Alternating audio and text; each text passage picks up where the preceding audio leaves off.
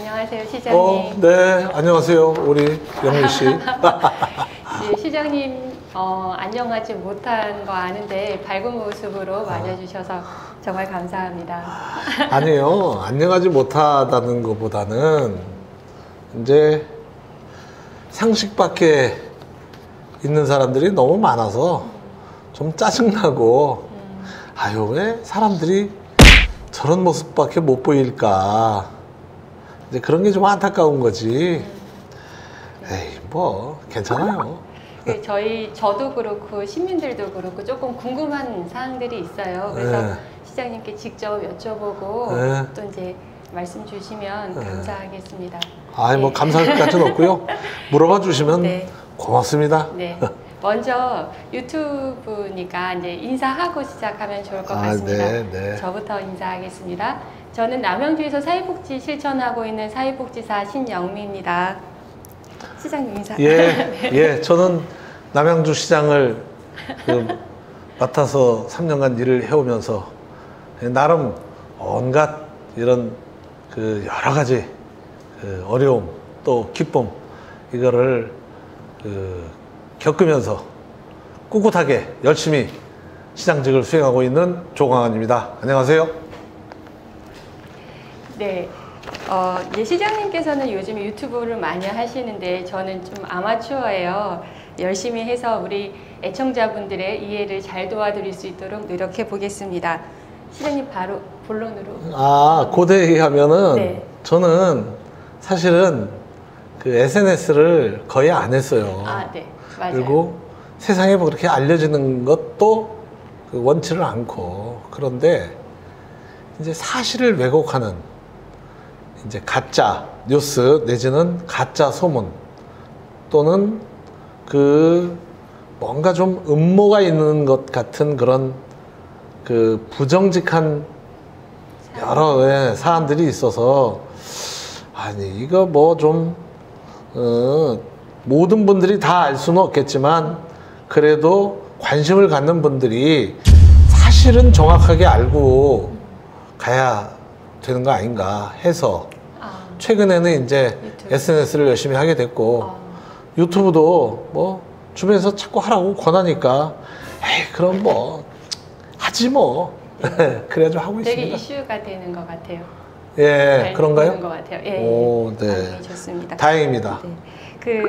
저희가 되게 궁금하고 저도 이제 기사로 봐가지고 꼭 여쭤보고 싶었던 사항이긴 한데 이제 본론으로 들어가자면 이제 민주당에서 시장님의 당무를 정지시켰다라는 기사를 봤어요. 그래서 혹시 이 부분에 대해서 설명을 다가 좀 해주시면 좋겠습니다. 네, 그냥 어느 날 아침 갑자기 이루어진 일이에요.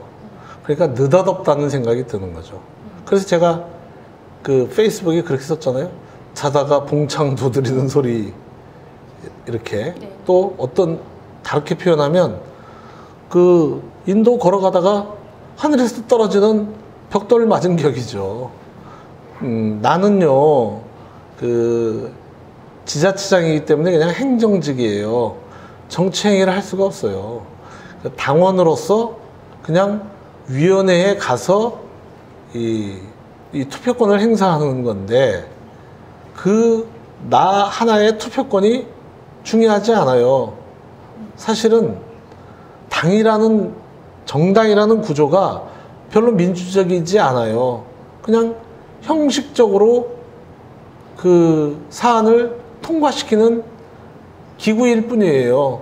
무슨 심도 있게 논의를 하는 것도 아니고 어떤 사안에 대해서 찬반 그리고 정말 이것이 당원과 국민들한테 절실히 필요한 거다라는 그런 좀 의견 수렴 과정 이런 거 없어요. 대충 지도부가 어느 정도 결정해 놓으면 그 결정을 통과시키는 그 이상도 그 이하도 아니에요. 네. 어마어마하게 중요하지도 않은 알량한 투표 참여권을 정지시키겠다고 나선 거예요. 그러니까 한마디로 말해서 뭐 웃기는 거죠.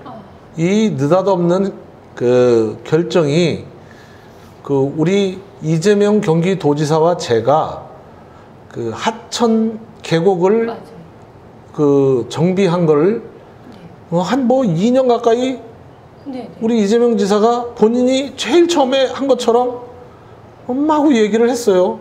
그러면 나는 그냥 가만히 있었죠. 그런데 이제 민주당 그 대선 후보 토론회에서 그 문제가 불거졌어요. 네, 그래서 제가 이거는 뭐 그 사안이 이런 사안이고 이렇게 명백하게 그 누가 봐도 객관적으로 입증할 수 있는 사안이다.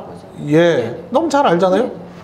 그래서 이제 그걸 가지고 이제 뭐 옥신각신하고 경기도가 뭐 쪼잔한 건지 그 치졸한 건지 모르지만 궁색한 변명을 막 하고 있고, 그 다음에 또 말 바꾸기.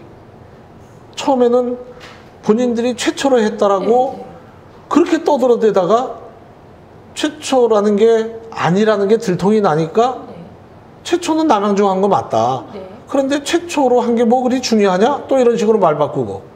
그 다음에 그러니까 그것도 궁색하니까 우리 남양주에서 계곡 정비하기 전에 어디 저 뭐 울주군인 데서 평상을 계곡에 있는 평상을 좀 정리한 게 있나 봐요. 네네. 그러니까 아니 그게 무슨 남양주가 최초가 아니고 저 울주군에서 최초로 한 거다 뭐 또 이렇게 얘기하고. 그러니까 일관성이 없는 거예요. 왜냐? 일관성이 없다는 건 뭔지 아세요? 처음에 거짓말을 해놓으니까 그 거짓말을 정당화시키기 위해서 자꾸 다른 거를 갖다 대는 거죠. 그래서 야 이건 아니다. 그리고 대통령을 하겠다는 사람이 거짓말을 그렇게 밥 먹듯이 해서 되겠어요. 그래서 제가 이제 강도 높게 이를테면 이제 충돌이 있었던 거죠. 네. 그 시점에 딱 한 거예요. 그런 거죠. 예, 그러니까 그건 뭐냐?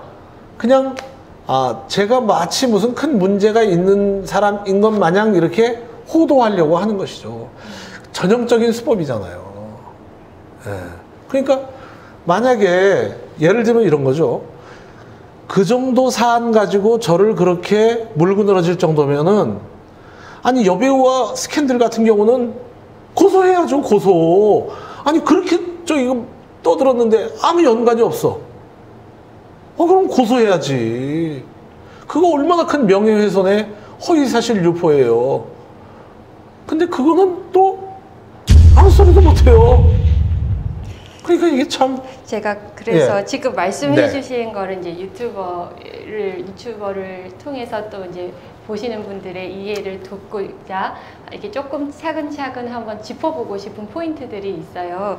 이제 저도 요번에 그 민주당 대선 후보 토론회를 TV로 봤어요. 그래가지고 거기서 보니까는 일반 대중들은 혹 모를 수 있는 이 경기도와 이재명 지사의 그 정책 표절 사건에 대한 게 되게 대두가 되어졌고, 같은 당의 후보가 이렇게 이재명 지사에게 단도직입적으로 질문을 했었죠. 그 말씀하셨던 하천과 계곡을 다 재정비해가지고 리조트처럼 꾸미고 시민들한테 돌려줬었던 사실 저도 그 수혜자 중에 한 명인데요. 이제 이것들이 이제 되게 이렇게 불켜졌고 다 드러났고, 이재명 지사의 캠프에서는 이 사안이 자기네가 원조다라고 했었었는데 상대 후보가 이제 추궁을 하니까 되게 난감해하는 것도 표정으로 다 드러나더라고요. 근데 이제 이게 전국적으로 다 논란에 대한 내용이 이제 보도가 되어졌고 주목을 받게 되어졌고, 남양주시에서 사안에 대해서 우리가 원조가 맞다라고 하니까 경기도에서는 자기네가 재반박을 하면서 시장님하고 이재명 지사하고 이렇게 각을 세우는 이러한 상황들이 양산이 지금 생겨졌는데, 이러한 예민하고 민감한 시기에 결정을 다가 하신 거잖아요. 그것도 사전에 제가 듣기로는 통보도 없었고, 그리고 비공개적으로 이게 결정이 됐다라고 이야기를 들었거든요. 저는 잘 모르지만, 이와 같은 정치를 잘 모르지만 어떻게 이럴 수가 있는가, 조금 사실이 드러났으면 좋겠다, 진실이 나타났으면 좋겠다 라는 생각을 했어요. 아니 이제 누가 어떻게 농간을 부렸는지는 대충 알아요. 세상에 비밀이 없잖아요. 이제 그렇게 살면 안 되죠. 그렇게 살기 때문에 몰라요. 그분들을 좋아하는 사람들은, 그리고 저를 싫어하는 사람들은 그걸로 열광할지는 모르지만, 객관적으로 사안을 보는 사람들이 봤을 때는 그래서 정치인들이 정직하지 않다. 그리고 정치인들이 신뢰받지를 못하잖아요. 좀 무서워요. 예. 그러니까 대한민국 기관 중에 또는 그 그룹 중에 가장 신뢰받지 못하는 그룹이 정치인으로 이렇게 정리가 되잖아요. 그런데 문제는 정치인들이 그거를 부끄러워하지 않는다는 거예요. 예? 왜냐? 그렇게 해도 다음번에 또 당선되니까. 다음번에 떨어져 보세요. 그러면은 그렇게 부끄러운 행위 못하죠. 그런데 어떠한 잘못, 어떠한 파렴치한 짓, 어떠한 치졸한 짓을 하더라도 어떻게 다음번에 그냥 다 잊어버리고 그냥 얼렁뚱땅 저 공천만 받으면 당선이 돼요. 그러니까 그냥 계속 그런 행태를 보이는 거죠. 문제의 중요한 거는 그거예요. 어쨌든 한 사람의 실질적으로 제가 받은 불이익은 없어요. 그런데 그걸로 인해서 이제 사람들이 마치 제가 무슨 큰 문제가 있는 것처럼 이제 착각할 수 있잖아요. 그러니까 이제 그런 사안이면 최소한 그 사안에 대해서 저한테 해명 기회를 줘야죠. 네. 소명 기회를. 사전에 통지도 좀 예. 해주고 준비할 수 있고. 예. 그러니까 뭐 부정부패라고 하는데 부정부패라 하면요 돈을 받아야 부정부패예요. 예. 그래서 저도 이제 이번에 최고위에서 이런 결정을 했다고 들었고, 이제 사무총장이 그 중요한 역할을 했다고 들었고, 그 근거가 되어지는 조항이 있어가지고 제가 한번 이제 준비를 해봤거든요. 그러니까 민주당의 당헌 제80조 근거해가지고 이 결정을 했다라고 하는데 제가 한번 읽어보겠습니다. 예, 당 사무총장은 뇌물과 불법 정치자금 수수 등 부정부패와 관련된 법 위반 혐의로 기소된 각급 당직자의 직무를 기소와 동시에 정지하고 각급 윤리심판원에 조사 요청할 수 있다라는 근거로 이런 결정을 하신 것 같은데, 근데 제가 시장님 기소된 사안은 업무 방해라고 알고 있고, 업무 방해가 부정부패하고는 관계가 없는 것 같거든요. 제가 그럼요. 상식적으로 이해했었을 네. 때는. 그러니까는 되게 이렇게 제시할 만한 타당한 근거 조항이 아니다라고 저는 이해가 네. 되어지는데, 저는 사실 이 결정들이 납득이 잘 가지 않습니다. 예. 아니, 저도 납득이 안 가요. 뭐 이런 참 엉터리 같은 일이 있는지. 그러니까, 이런 중요한 결정을. 예. 그러니까 이제 뭐 가만히 지켜보고 있는 중이에요. 또 필요하다면은 나는 이제 그 필요한 법적 조치를 그 언젠가는 할 것이고. 예. 그런데 여기 그렇게 돼 있잖아요. 뇌물. 뇌물하면 돈이 들어가야 되잖아요. 네. 그 다음에 정치자금 수수 네. 등 부정부패예요. 네. 등인데 이제 등. 부정부패, 예, 등이라고 했잖아요. 근데 네. 그럼 부정부패, 우리가 통상적으로 부정부패 그러면은 모든 사람들이 일반적으로 알고 있게 상식이 뭐예요? 돈이 네, 돈이 왔다 갔다 해야지 네. 부정부패잖아요. 이 도시공사 감사실장 건은 우리가 모시고자 하는 분이 다 안 하겠다고 하는 거예요. 그래서 변호사를 모신 거예요. 변호사를 모시는 과정에서 행정 절차를 좀 미숙하게 처리한 부분이 있는 거예요. 아무 관계가 없어요.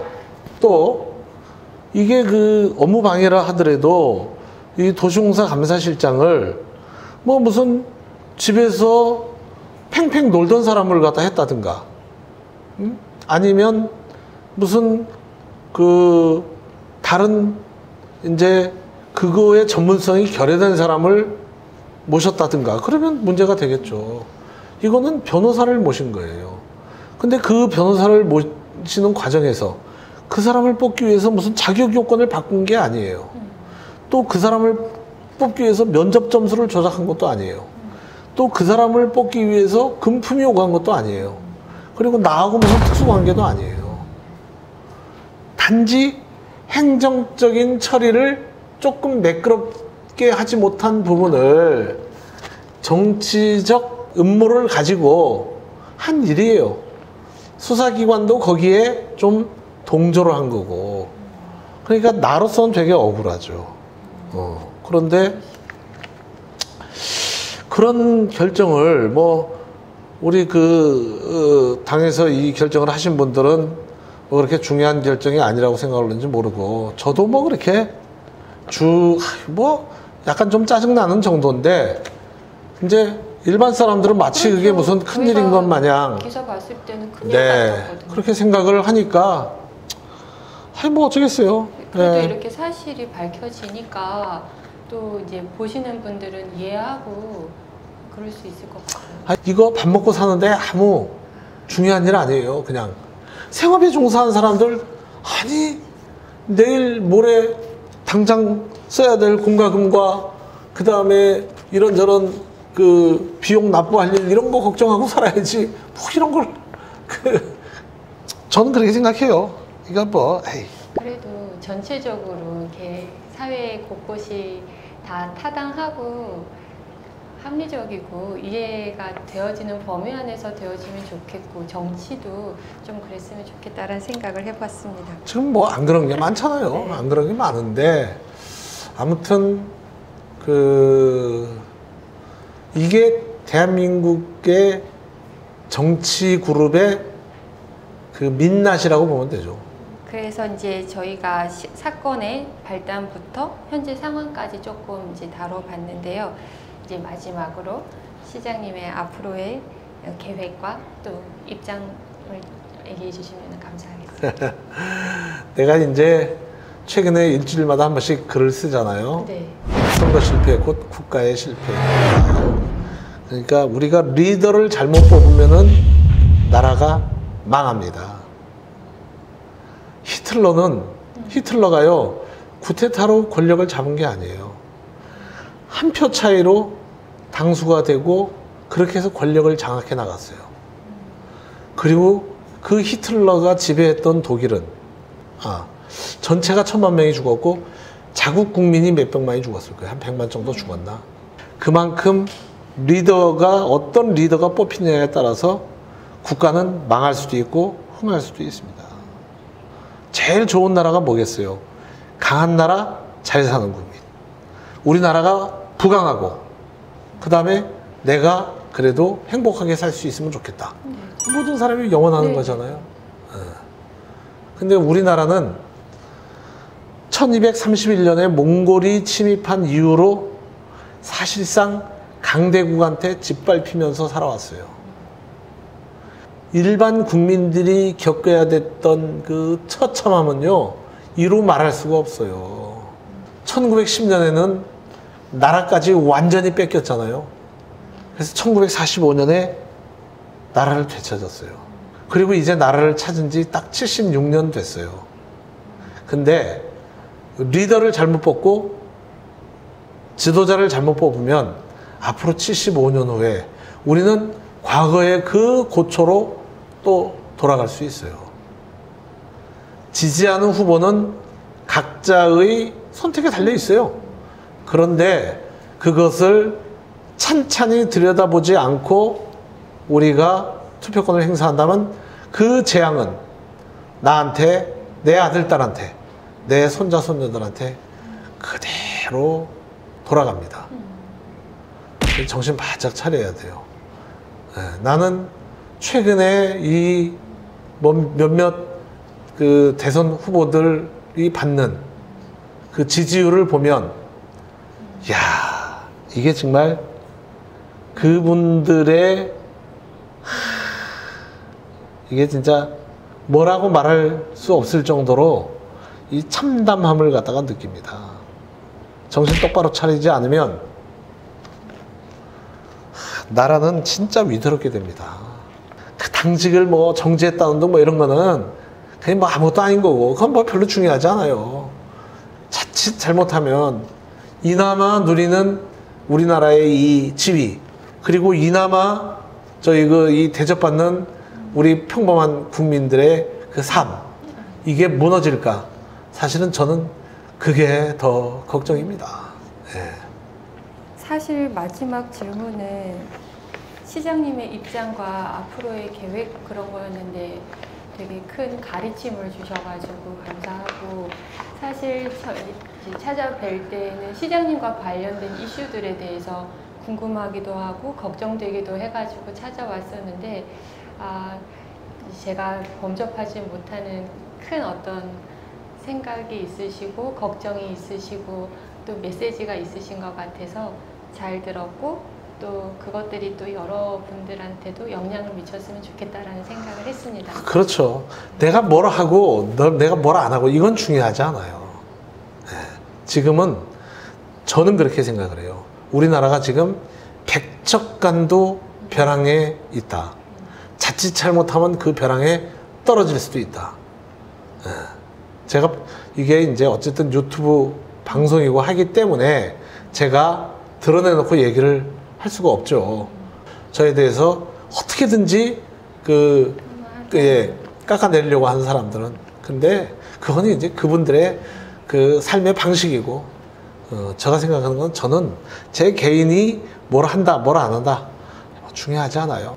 그런데 최근의 일련의 상황은 이거는 바람직하지 않은 방향 정도가 아니라 잘못하면 이건 벼랑에서 떨어질지도 모르겠다라는 절박함과 위기감이 있다는 것만 제가 호소를 드릴 수밖에 없겠네요.